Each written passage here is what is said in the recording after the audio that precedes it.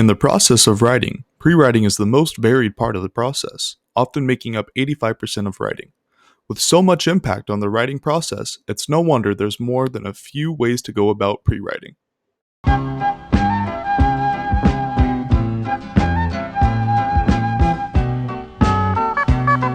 You may take this approach to writing, starting with nothing more than a blank page, digital or otherwise. This just do it approach to writing works for almost any and all types. A few moments later.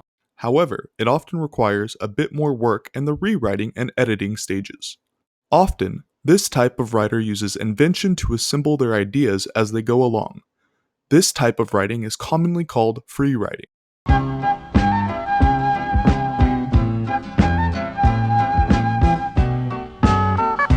If you're not the just do it type, you might be the anywhere.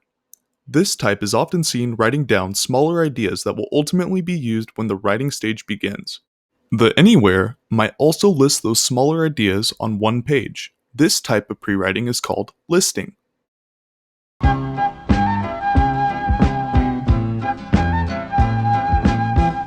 If none of those sound like you, you're probably the outliner, ever organized and color-coded.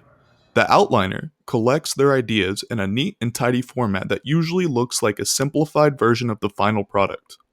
Although a lot more work is required for this pre-writing strategy, it can be incredibly useful during the later stages in the writing process.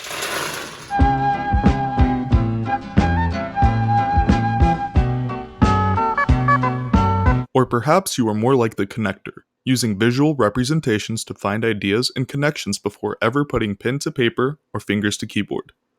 The connector focuses on the relationships between ideas. This is sometimes called clustering.